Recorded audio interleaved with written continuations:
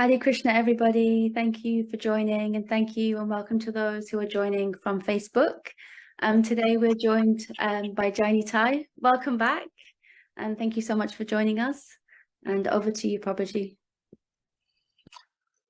Hare Krishna, everyone. Thank you so much for being here this evening, and thank you very much to the devotees for kindly inviting me on this auspicious occasion of Ekadasi. And yeah, very honored to be here with everyone. So yeah, I guess without further ado, we can go ahead and get started. So we're going to be discussing the 18th chapter of the third canto of the Bhagavatam, and I'd like to read through that chapter. We'll do that in a moment. I just want to recite a few prayers before we begin, known as the Mangala Acharanam prayers, which help to create auspiciousness and prepare our consciousness before reading.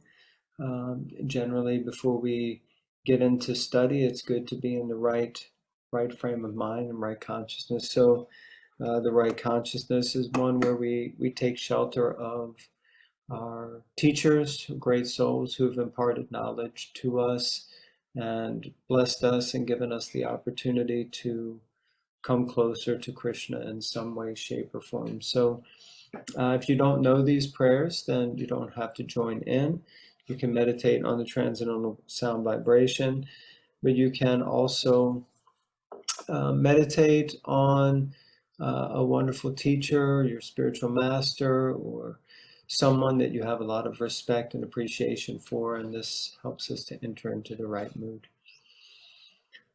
Om Gyanatimirandasya Gyananjana Shalakaya Chakshurumilitan Gena Tasmai Shri Guruve Namaha Shri Chaitanya Manu Vishtam Stapitam Gena Bhutale Swayam Rupa Kadamayam Dati Swapadantikam Vandeham Shri Gurun Shri Yuta Parakamalam Shri Gurun Vaishnavamscha Shri Rupam Sagrajatam Sahagana Raghunathanditam Tam Sajivam Sadvaitam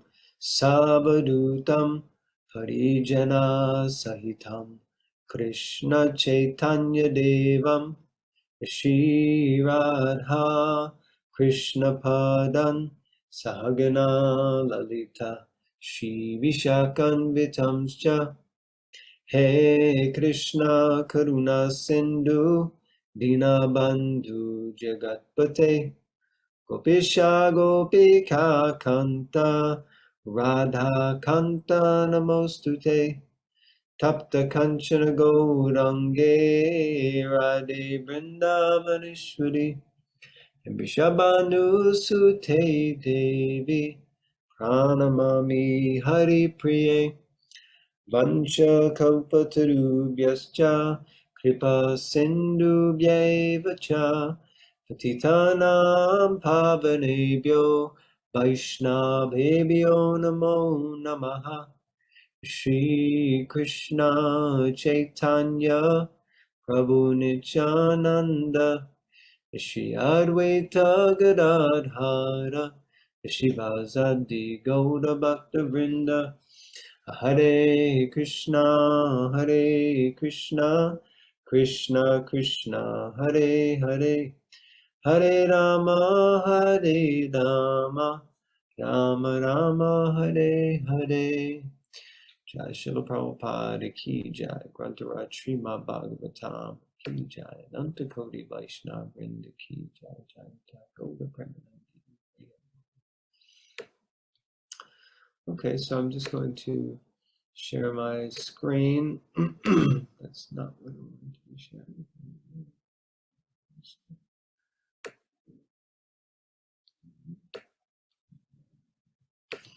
Okay, so just thought it would be nice to read through this chapter, since specifically focusing on a chapter.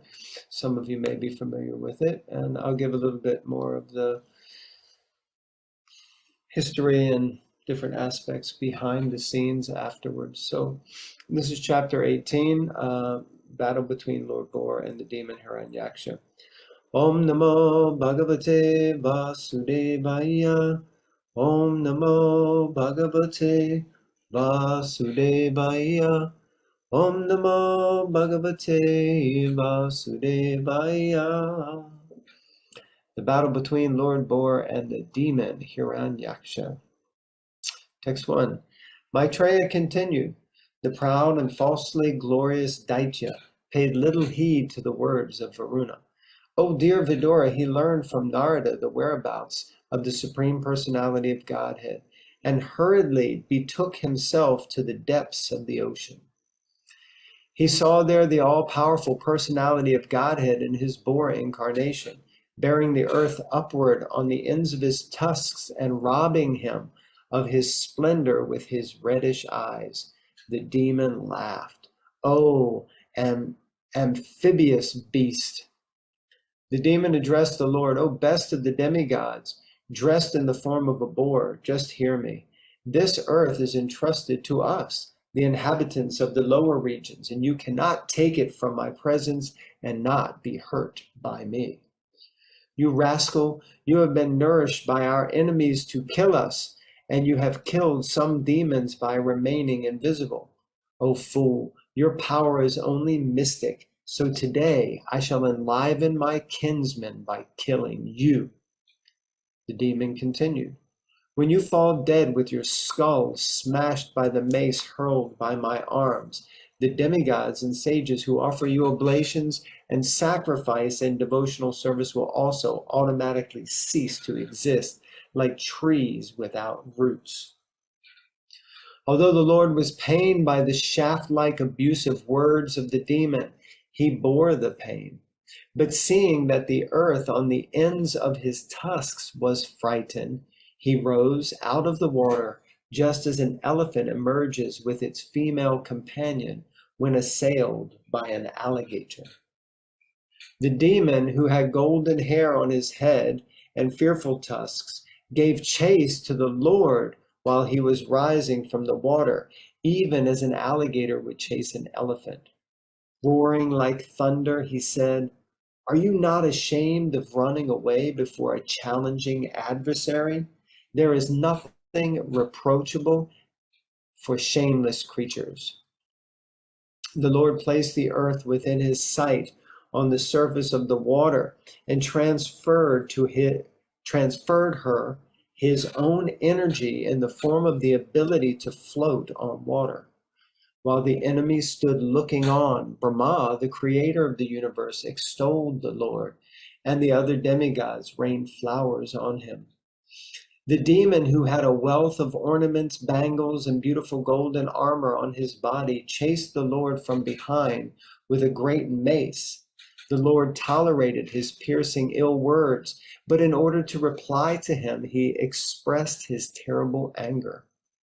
The personality of Godhead said, Indeed, we are creatures of the jungle, and we are searching after hunting dogs like you. One who is freed from the entanglement of death has no fear from the loose talk in which you are indulging, for you are bound up by the laws of death. Certainly we have stolen the charge of the inhabitants of Rasatala and have lost all shame. Although bitten by your powerful mace, I shall stay here in the water for some time, because having created enmity with a powerful enemy, I now have no place to go.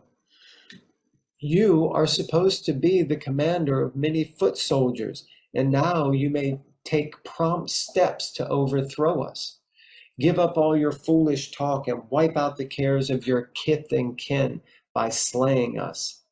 One may be proud, yet he does not deserve a seat in an assembly if he fails to fulfill his promised word. Anyway, I'll take a little break here because it's very nice, this pastime and stories that's unfolding. You can see that You have Hiranyaksha and Lord Varaha Dev, who are both kind of in the Garbhodak ocean, about to have at it. And you can see the kind of mood between the demon Hiranyaksha. He's immediately there, like, who are you? He basically is calling Varahadev just a demigod, and he's, slating him using harsh words. And it's interesting how it's described that Lord Varahadev was hurt by these words. He felt insulted, but at the same time, he just tolerated that and just, kind of spoke back. And here he's saying to him that, you're saying you're going to kill me, so make sure you do, because, if one may be proud, yet he does not deserve a seat in an assembly if he fails to fulfill his promised word. So basically, you gave your word that you're going to kill me. So come on then. You said you were going to kill me. Let's do it. So then it carries on. Sri Maitreya said, the demon, being thus challenged by the personality of Godhead, became angry and agitated, and he trembled in anger like a challenged cobra. Hissing indignantly, all his senses shaken by wrath, the demon quickly sprang upon the Lord and dealt him a blow with his powerful mace. The Lord, however, by moving slightly aside, dodged the violent mace blow aimed at his breast by the enemy, just as an accomplished yogi would elude death. The personality of Godhead now exhibited his anger and rushed to meet the demon, who bit his lip in rage, took up his mace again, and began to repeatedly brandish it about.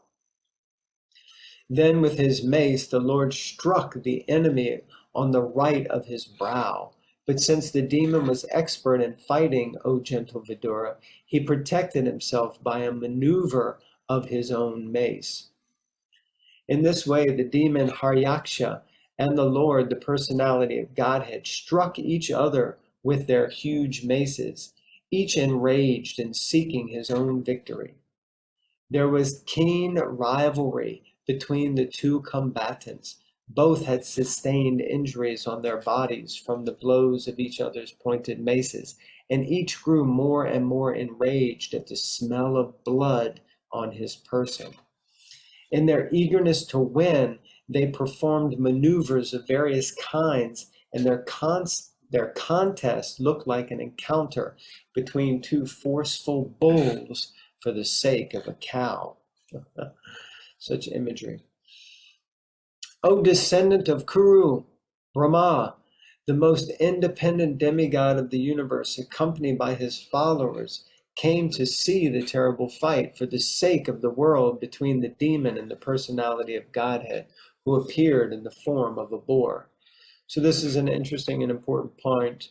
We'll come back to this later, but we can see that Lord Brahma has a very important part to play in this whole pastime. After arriving at the place of combat, Brahma, the leader of thousands of sages and transcendentalists, saw the demon who had attained such unprecedented power that no one could fight with him.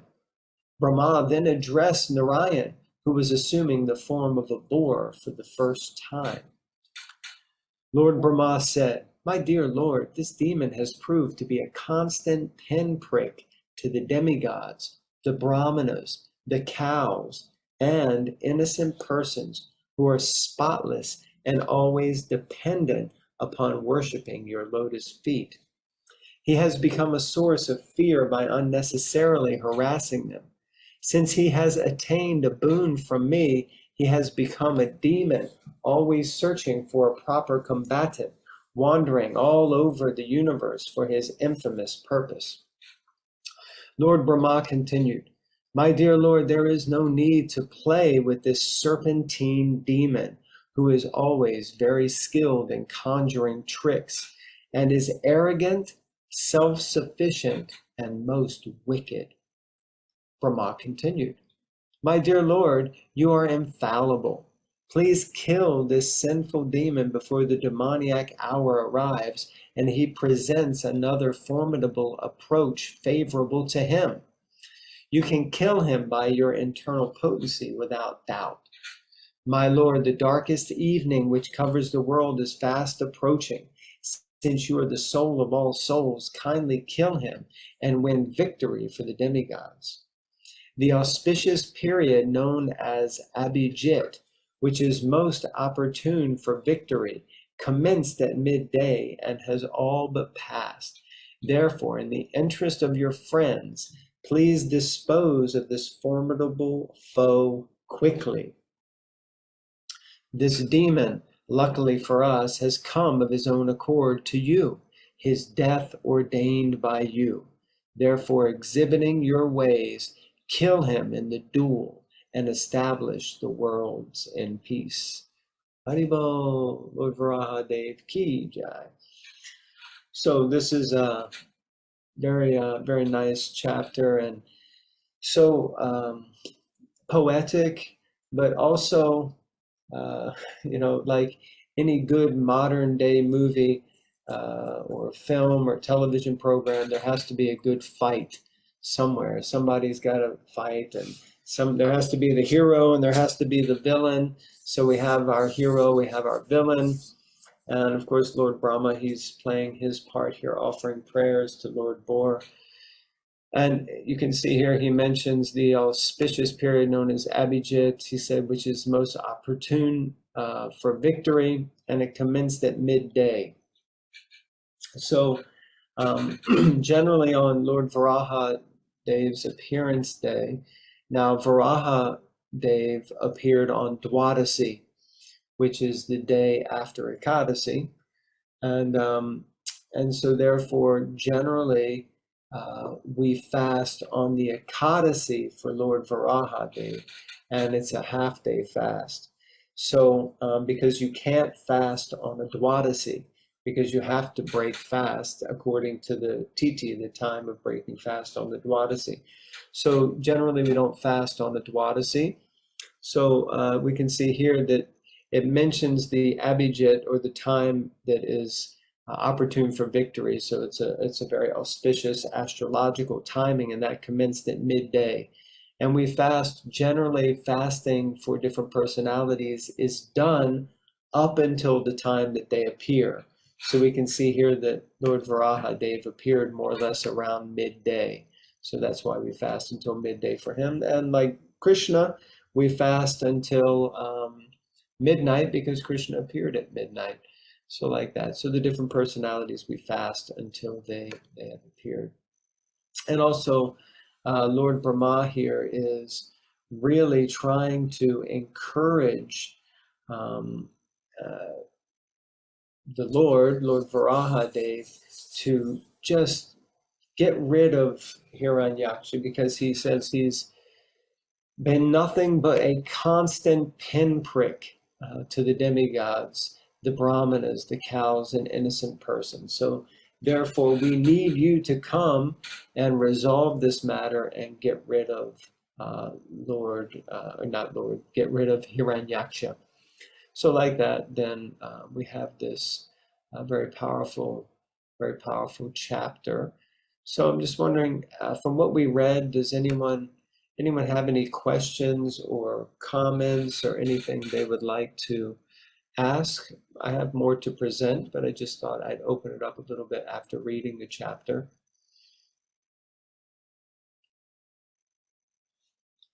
Okay. I have the chat open, but I don't see any questions. Okay. So I just thought we could present a little bit more about the pastime of Lord Varaha Dev, because it is personally one of my favorites. Now, much of this you will have read already, so this will be kind of a little bit of a review, some of it. But just bear with me for a moment while I do something here.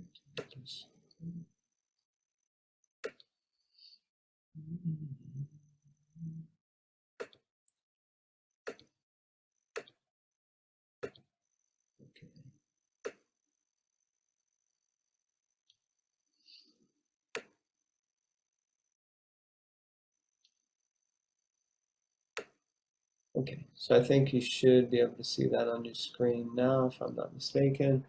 Dharmendra Prabhu, you can see that, just one slide. It says Varaha Dev. Yes, we can see that, Prabhu. Okay, perfect. All right, whoopsie daisy, that's not correct.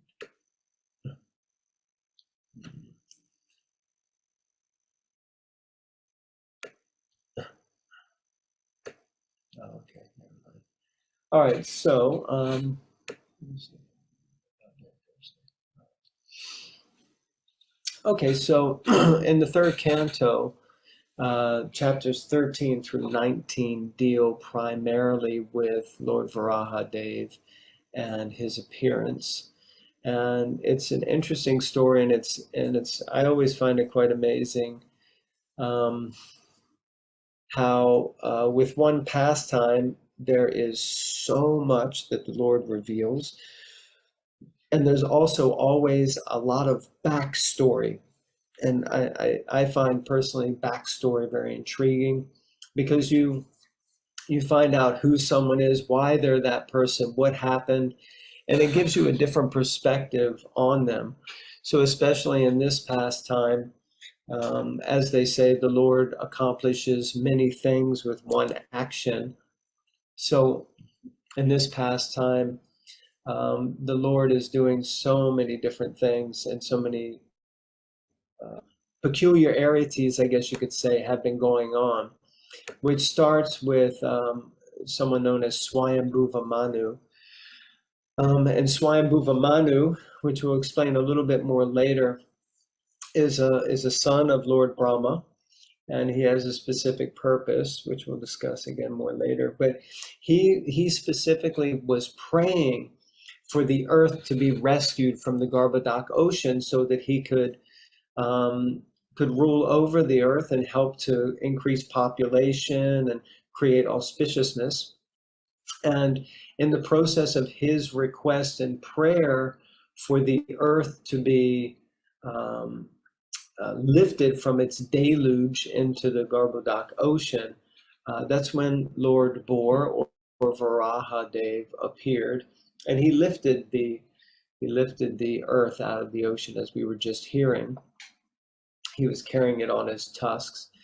And then the Lord, as we know, he repeatedly appears millennium after millennium, yuge, yuge. We hear in the Bhagavad Gita, Parichanaya sadunam vinashaya chaduskritam dharma samstarpanataya sambhavami yuge, yuge.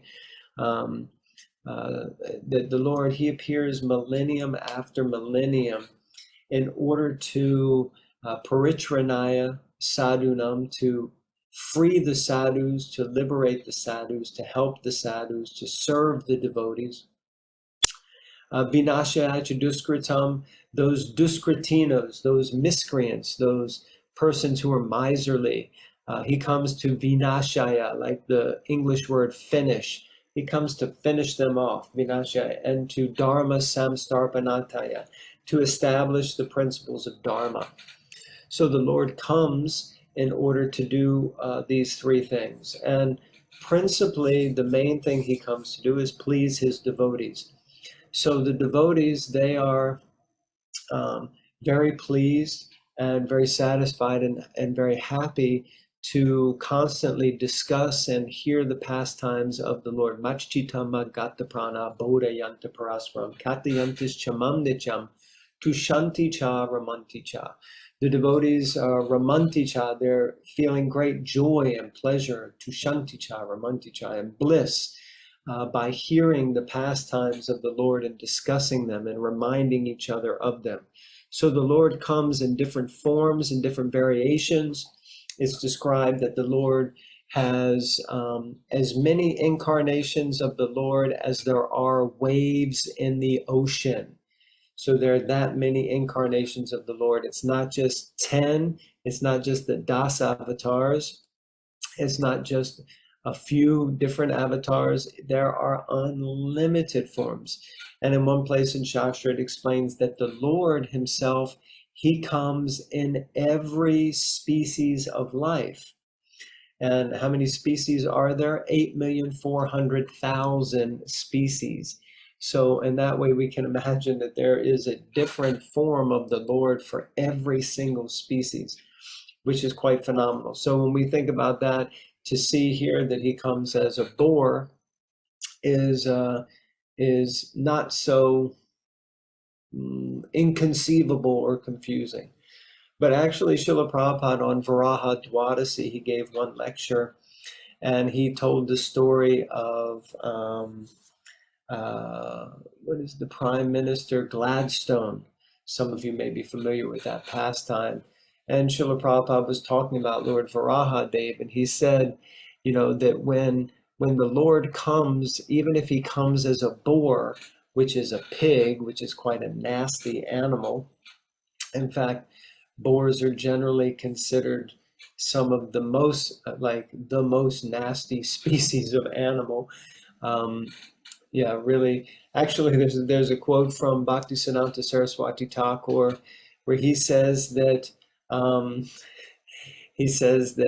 one who enjoys praise, the praise of another, it's like they're being covered in the dung, the stool of a boar. You know, so it's like quite graphic example.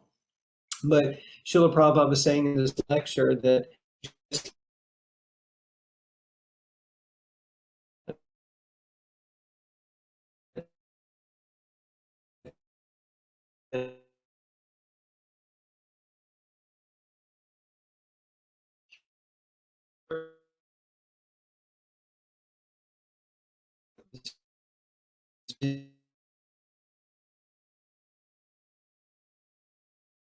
so busy with, I'm such an important person.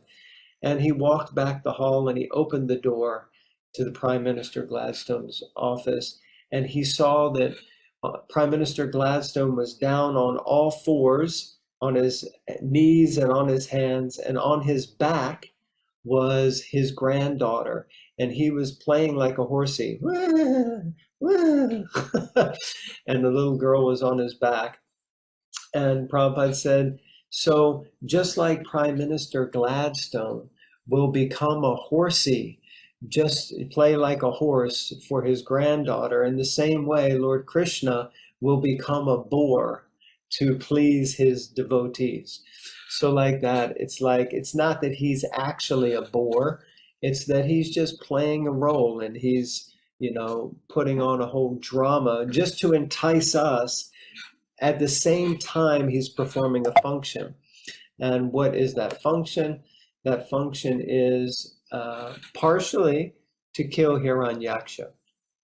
Now, to get to the beginning of this story, we have to go back a little bit and see that there was a point at which Lord Brahma was creating the universe. And when he was doing that, he met with many different obstacles, and that's, you can read that in I think it's maybe even the next chapter, but there may have been some, yeah, the next chapter. And one of the first things that happened, now of course, Lord Brahma, he has a specific function. He's meant to create, or he's the engineer of the entire universe. And at the same time, he's also meant to populate the universe. And the best and easiest way for him to do that is to create what are known as progenitors or prajapatis. And these progenitors are meant to engage in sexual activity in order to populate the universe. So his first sons, Lord Brahma had 4 sons to begin with. And he was so happy, I've got 4 sons, this is great.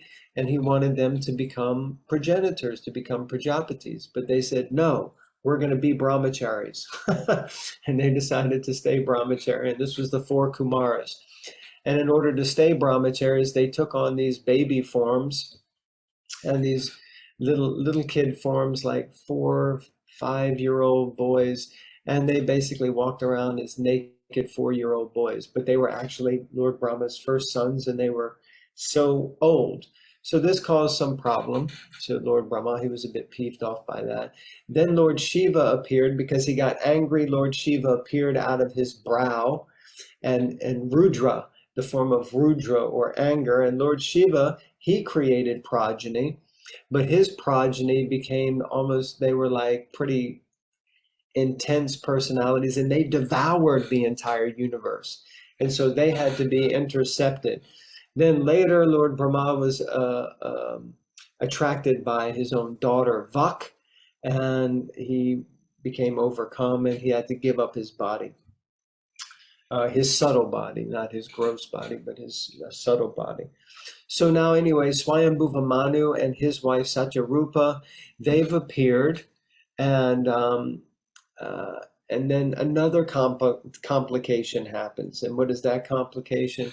That complication is that Lord Brahma orders them to go and create progeny, but when they looked at the earth, they saw that the earth was submerged in the Garbhodak ocean. So they went to Lord Brahma and they began to pray, and they began to ask Lord Brahma to please help us, because the earth is submerged. So how are we going to create progeny when there's no planet? So at this time, Lord Brahma began to contemplate a solution, and he saw the problem and he was thinking, oh no, what are we going to do? And while he was contemplating this solution, a tiny boar, and it's described that the boar was as small as a thumb, mystically appeared from the nostril of Lord Brahma, and it flew out of his nose and went up into the air, and within a matter of moments it grew from being the size of a thumb to being enormous, just completely enormous. And all of a sudden Lord Brahma was like stunned, like what has just happened?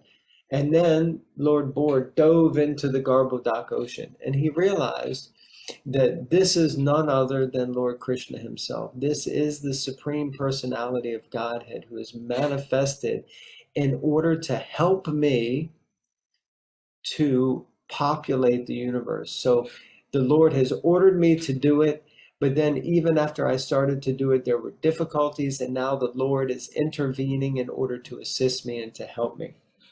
So then Lord Boar Varahadev, he dove into the ocean. He picked up the earth on his tusk and lifted it out. And then we have the chapter which we are reading today, where he lifts the earth out of the deluge of the Garbhodak ocean. But he was confronted by Hiranyaksha, who is, I guess you could say, demoniac, an enemy of the Lord in general. Now, how did all this happen? Well, this is a very much longer story.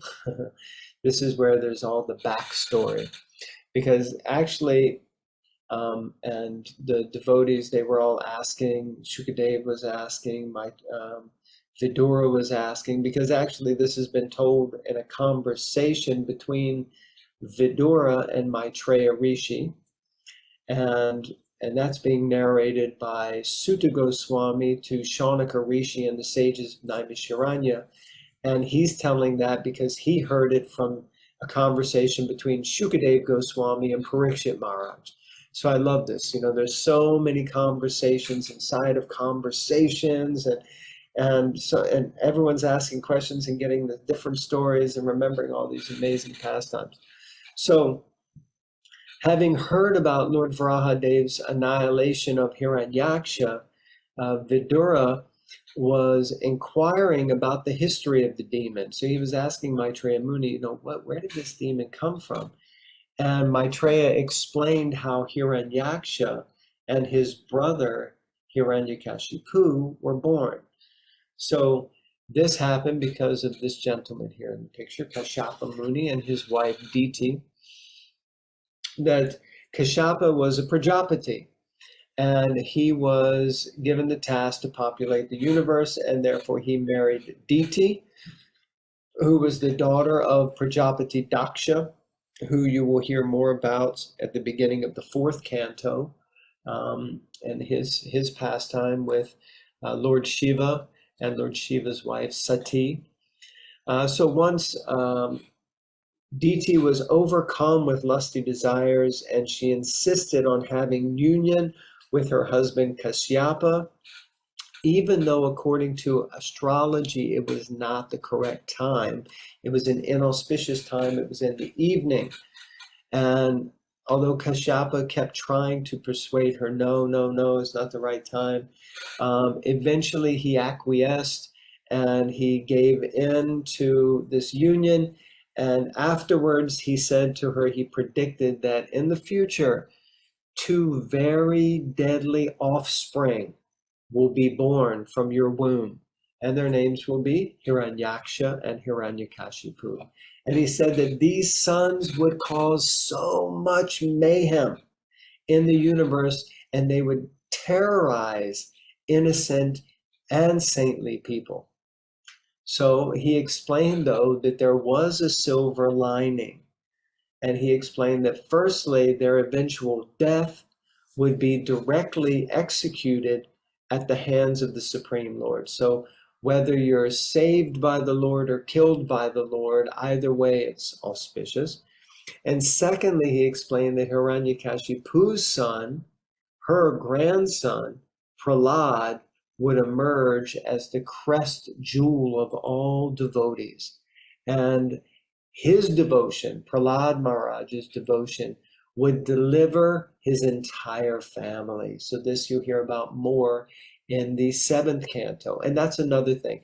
As you read the Bhagavatam, if you read canto after canto after canto, as Srila Prabhupada suggests, you read it once and you go back and read it a second time, you start to realize that the Bhagavatam has all these little doors and windows and little pastimes that just a mention of Prahlad Maharaj opens up a whole canto of wonderful pastimes and knowledge and information. And it's just so fulfilling, so satisfying, so enticing. So like this is how Hiranyaksha and Hiranyakashipu came to be born. But that's not the full backstory of where Hiranyakashipu came from, because we need to know about two other personalities, Jai and Vijay. And this is even more of the backstory of the appearance of Lord Varahadev, because otherwise, where did Hiranyaksha come from? How did he become so powerful that he could fight with the Lord in his boar form? So this pastime is even more intriguing, because when the two demons appeared from Diti's womb, it triggered a series of inauspicious signs within the universe. And there was a lot of fear and bewilderment.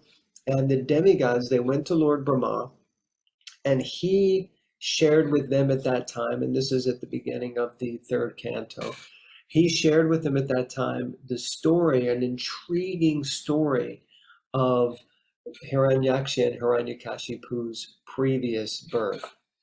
So previously, they were doorkeepers or gatekeepers of Vaikuntha, and they were known as Jai and Vijay. And when the 4 Kumar brothers, the 4 saintly Kumars, which I spoke about earlier, who were meant to be progenitors but decided to remain brahmacharis, and they had gone on walkabout in the universe. They had gone on a tour around the universe, and specifically, they were what is known as Brahmavadis. They were not Mayavadis, but they were Brahmavadis. They believed in the Lord, but they believed primarily in his impersonal energy. So they were absorbed in Brahman energy, the energy of the Lord, the impersonal energy of the Lord. But they were seeking and trying to find out, is there something higher than just this energy of the Lord? And in their searching, they were going to Vaikuntha. And on the way to Vaikuntha, they were passing through different gates.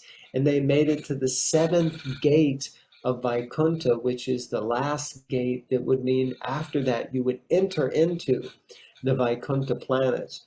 And when they got to the gates, Jai and Vijay, who were the gatekeepers, they saw these 4 little naked boys show up at the gate. And for me, this is always so like, I mean, actually, I give classes on this section of the Bhagavatam because it's so instructive and so challenging also.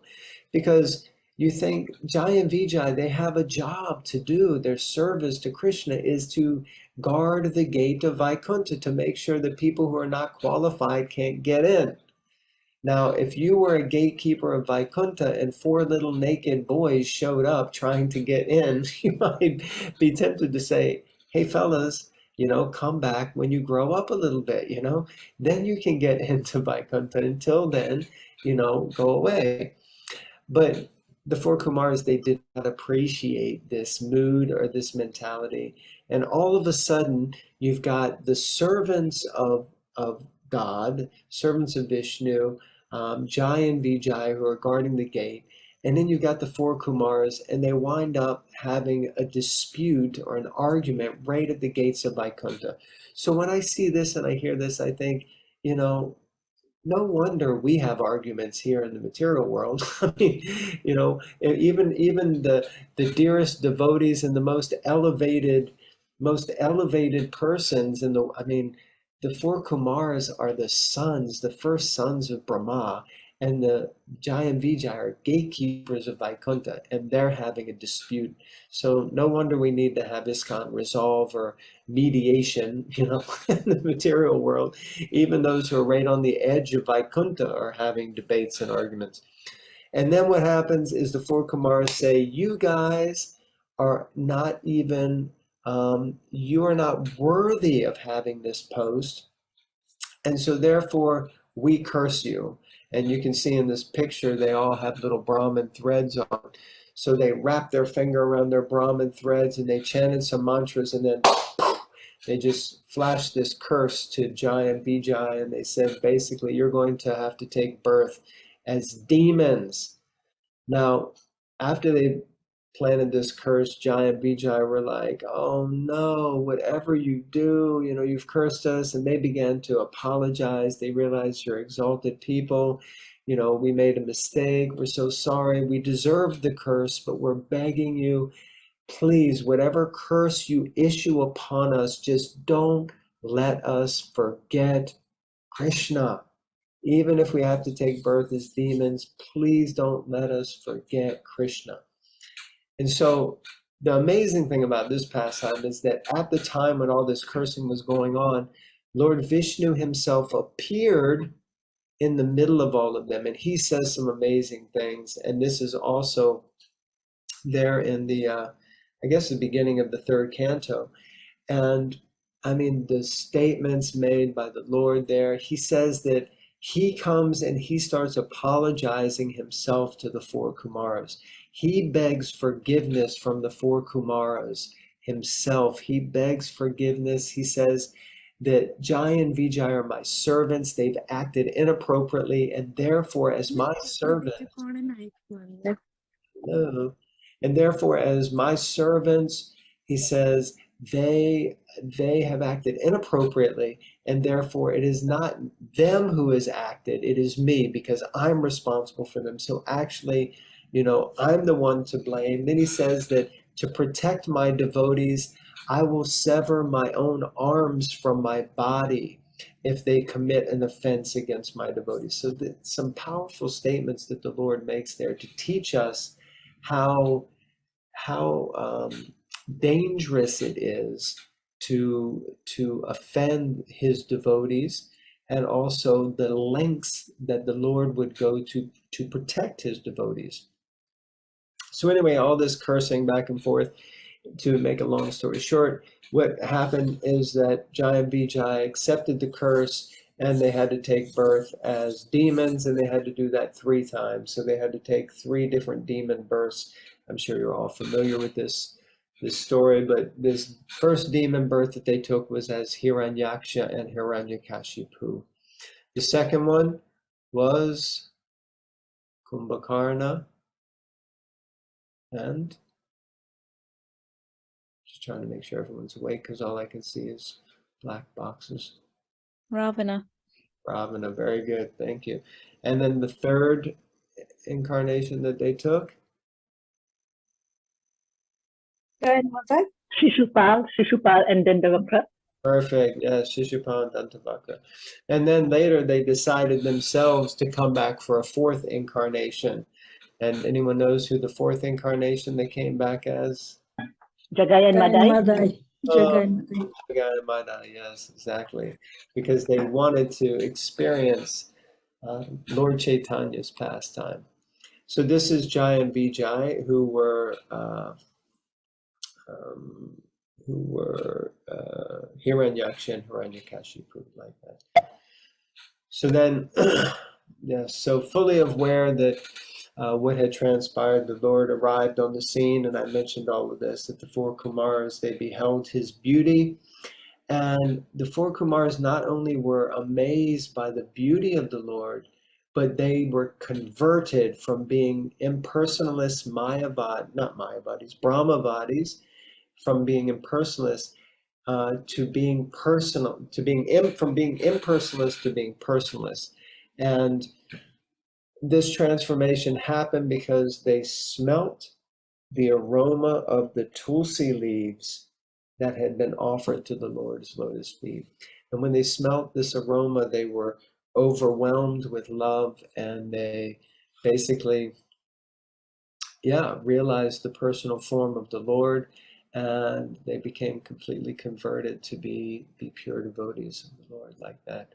So this is a little bit of the backstory of Lord Bor and Hiranyaksha, and how they came to this point of fighting. So because of this, then Jai and Vijay took birth as Hiranyaksha and Hiranyakashipu, and specifically Hiranyaksha, they just started to immediately terrorize the entire universe. And because of that, it's described that they were sucking all of the resources out of Mother Earth, out of Bhumi Devi, which is what's going on these days also in the world that we live in. All the resources are being sucked out of Bhumi Devi.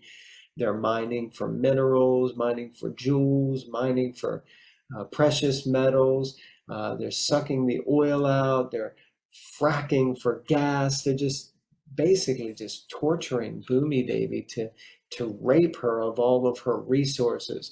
And this is what Hiranyaksha and Hiranyakashipu did, and that's why the earth fell into the deluge of the Garbhodak ocean. And that's why Lord Bor appeared from the nose of Brahma when Swayambhuva Manu and his wife Satyadevi began to pray, please lift the earth. And then the Lord came to lift the earth, but he also had to do battle with Hiranyaksha. Hare Krishna. So that is the end of my presentation. Hare Krishna. Sorry about that. I went off into a world all my own. I don't even know if anyone was really listening or paying attention. So if anyone has any questions or reflections or comments or... Okay, thank you, Prabhu. That was a wonderful class. If you've got any questions, please raise your hands. I've got particularly a couple that I would like to ask if no one's going to, but I'll wait.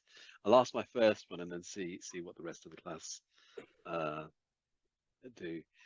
My question is, what was the backstory of Diti? Because to have two children who are like this, there must have been something that she would have done in her past life to get this, I suspect, unless I don't know whether there was a backstory for that. Yeah, I mean, I haven't heard of more of a backstory other than the fact that somehow she was overcome by, lust to approach her husband at an inauspicious time. And because of that, she bore these two children. Now, of course, Diti is the mother of the Daityas, the mother of the demons, and Aditi is the mother of the demigods.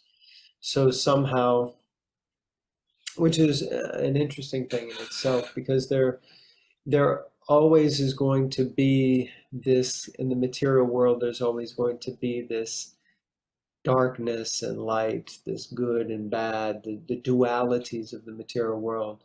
So DT is somehow she's been blessed or cursed to be the mother of the demons. In the same way that we know Maya, Maya is the illusory energy that pulls us down and covers us over and keeps us away from Krishna. But Maya works for Krishna. Maya is, it's her job. She's been empowered by the Lord to cover the living entities. So in this way, DT has somehow been empowered by the Lord.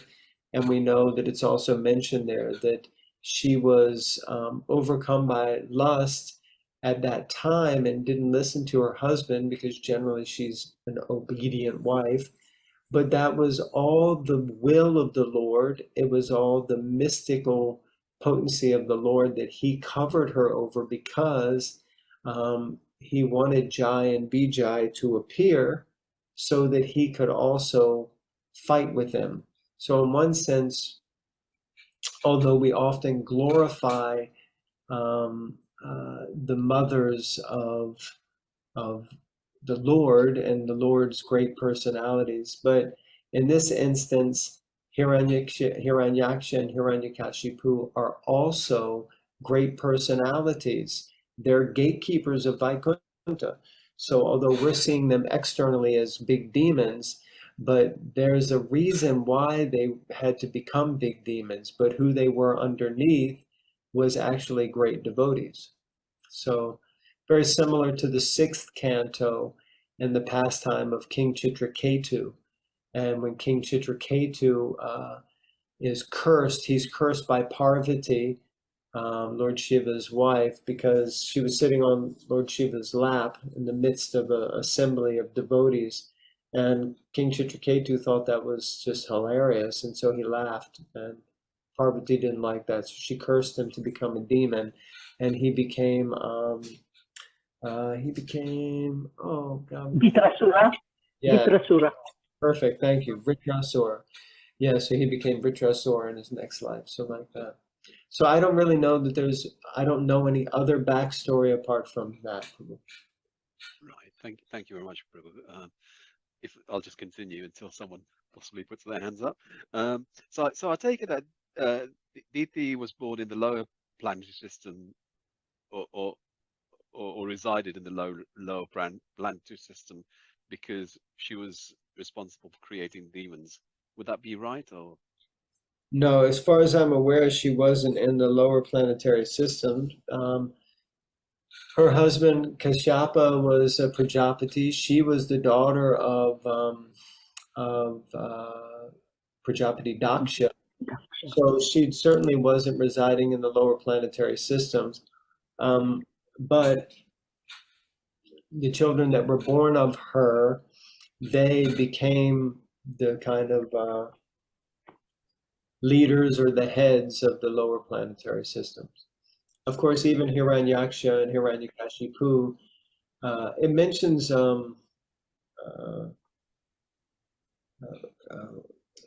one place in that what I read today, but they took over the entire universe. So they didn't just live in the lower planetary systems either. They took over the heavenly planets. They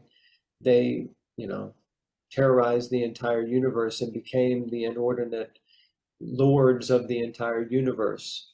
So even they didn't live only in the lower planetary systems. But no, as far as I'm aware, it's not correct that that DT was based in the lower planetary systems just because she had demoniac children. That's not the case as far as I'm aware. Okay, thank you, Prabhu. We usually we're told that any incarnation of Krishna would need to go through Lord Narayan, and would the same have applied to Amun there, because obviously he came through the nostril, so would he have still had to go through Narayan to come? Yes. So the idea is that all of the incarnations are coming through the Chaturvyuha, which starts with Lord Balaram, and from Lord Balaram expands the first Chaturvyuha, the first 4 incarnations. And from there, generally, it's when we say it comes through Narayan, I don't think it's exactly like it kind of has to pass through Narayan, because we don't hear of any really of the different incarnations kind of being born from Narayan exactly. What it means is that it's a Narayan form, one of the Chaturvyuha. I think it's either Sankarshan or Vasudev, with it's that form from the spiritual sky that manifests, and it comes from that form that manifests all the incarnations that come, except Lord Krishna himself when he comes, and Lord Chaitanya. Those 2 are exceptions. They do not go through or not manifested from the Narayan form. They are non-different from Krishna, the Supreme Personality of Godhead himself.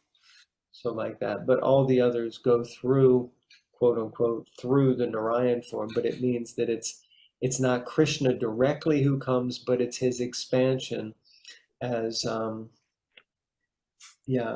some reason I want to say Sankarshan and Narayan, like that he manifests. Okay, thank you, Prabhu. That makes sense. Yeah, I think the class are very quiet today, so I'll just if I can ask you my final question here, if that's okay. Oh, we've got Hema Mataji. Hema Mataji, would you like to ask your question? Hi, Hare Krishna, Prabhuji. Thank you for the lovely class. I just wanted to check, is Kashyapa also the incarnation later on as Krishna's father? As Vasudev? No. That's that's Sutapa. Prishni and Sutapa. Yeah, Prishni and Sutapa. And then they had another form also. I can't remember, Dara and something like that. But it's not. Kashyapa is one of the Prajapatis and original progenitors who came from Lord Brahma, or actually Kashyapa was, I can't remember exactly who his father was off the top of my head. Someone else remembers. But he's one of the original progenitors. He didn't take birth again later and become the father of Krishna. He wasn't Vasudeva. No, that was Sutapa and Prishni. Sutapa specifically. Thank you, Prabhuji. Thank you for that clarification. Muni was the father of Vamandev. Vamandev appeared from Diti and Kashyap Muni. Yes, Kashyapa was the husband of both Diti and Aditi. So he's the father of the demigods and the father of the Daityas also, yes. So he's also the father of Vamanadev. But I was trying to remember who was the father of Kashyapa. Is it Lord Brahma? Did he come directly from Brahma, or was it one of the other progenitors? I think he was a progenitor that came directly from Brahma, if I'm not mistaken. Okay, thank you, Thank you Prabhu. for your question. Thank you, Prabhuji. I'll just ask you my final one, if that's okay. And this is basically you're saying that the four Kumaras smelt the Tulsi leaves, and the relationship became more of a pure devotee. You were saying, but did the four Kumaras start off another Vaishnav system? You know, like up here where the Gaudiya Vaishnavas.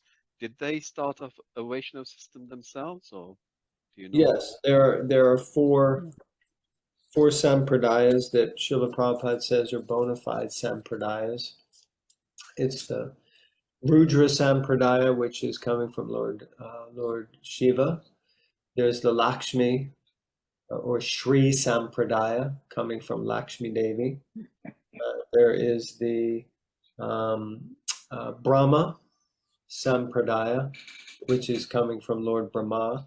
And then there is the Kumara Sampradaya, which is coming from the 4 Kumaras. So they do have a bona fide lineage coming from them. Yes. Okay, thank you very much, Prabhu. Rana Mataji, if you want to come in now, please. Thank you very much for the class, Prabhuji. Thank you. Hope to see you soon again. Wonderful to see you. Me too. Thank you for continuing this this service and giving all the devotees an opportunity to hear from the Bhagavatam and facilitating so many devotees speaking Bhagavatam. And yeah, it's very wonderful. So very grateful to you. Thank you.